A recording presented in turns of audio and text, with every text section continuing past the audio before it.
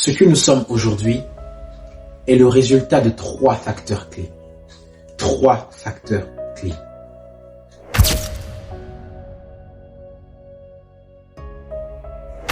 Le premier facteur est celui des choix. Le second est celui des décisions. Et le troisième est celui des actions.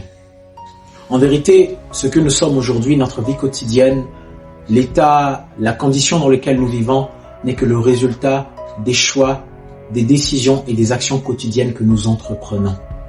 J'ai souvent l'habitude de dire que l'on choisit avec le cœur, mais l'on décide avec la tête.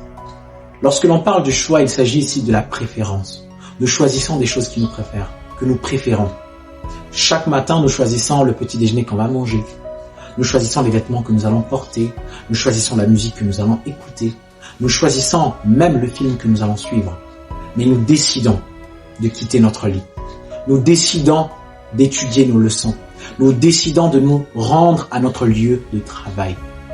Alors, toutes ces séries de choix, de décisions et d'actions façonnent notre vie au quotidien et font de nous ce que nous sommes aujourd'hui, à toutes les dimensions de nos vies, sur le plan spirituel, sur le plan ministériel, sur le plan relationnel, sur le plan financier, sur le plan professionnel, sur le plan psychologique, mental et physique, intellectuel. Les choix, les décisions et les actions influencent nos vies à toutes les dimensions.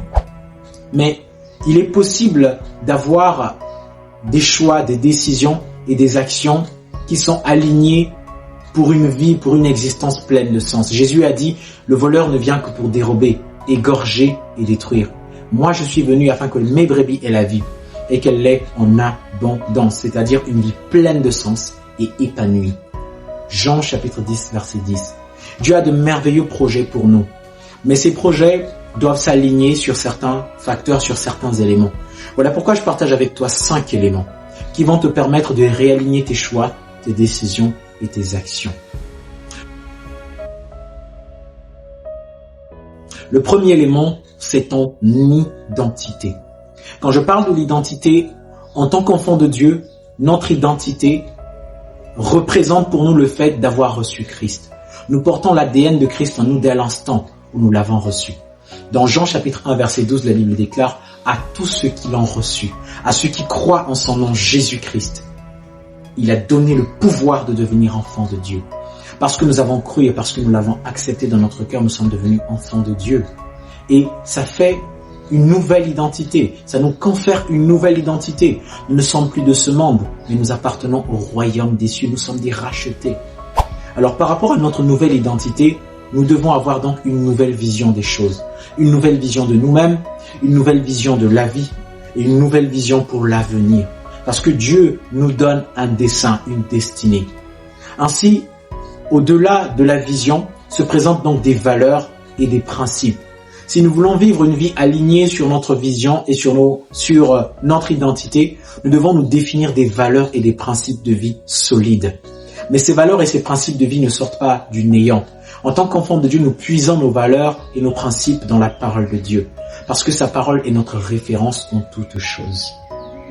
Après les valeurs et les principes de vie, le 4e élément, c'est la mission de vie. Lorsque je sais qui je suis, lorsque j'ai une vision claire de moi-même, du monde autour de moi et de l'avenir, lorsque j'ai des valeurs bien définies, des principes de vie qui sont alignés sur la parole de Dieu, alors il est important de connaître sa mission de vie. Le 4e élément. Chacun de nous existe pour un but précis. Un stylo sert à écrire. Une montre sert à lire l'heure et parfois même la date. Nous servons tous à quelque chose. Rien sur cette terre n'existe de façon fictive. Tout a un but. Et toi aussi, ta vie a un but. Ton existence a un but. Et il est important de découvrir et de connaître le but de Dieu pour ta vie. En passant, j'organise une conférence que j'appelle la conférence CSDV.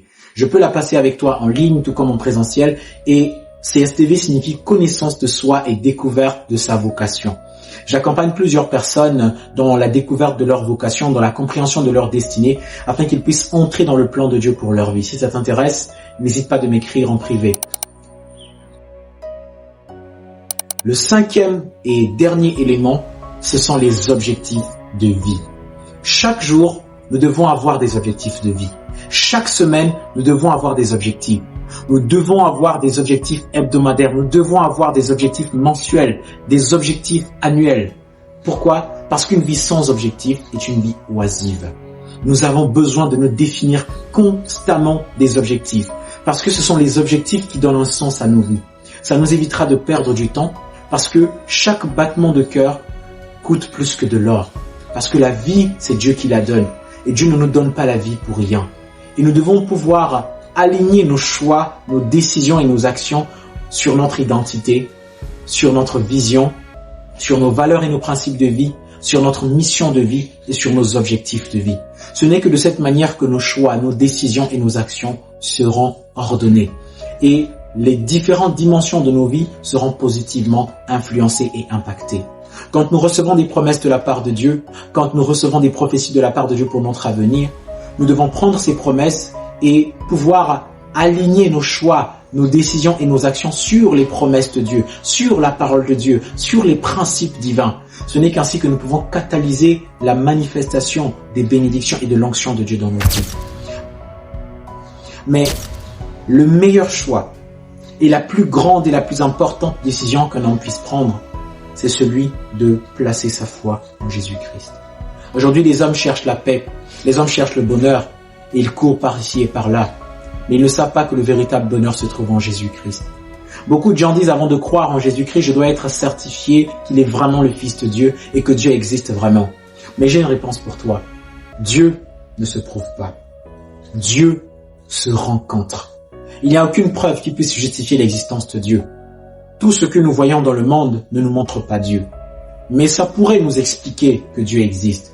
Mais si nous voulons véritablement être convaincus de l'existence de Dieu, nous devons pouvoir le rencontrer. Et la meilleure manière de rencontrer Dieu, c'est de passer par Jésus-Christ. Jésus a dit dans Jean chapitre 14, verset 6, « Je suis le chemin, la vérité et la vie. Nul ne vient au Père que par moi.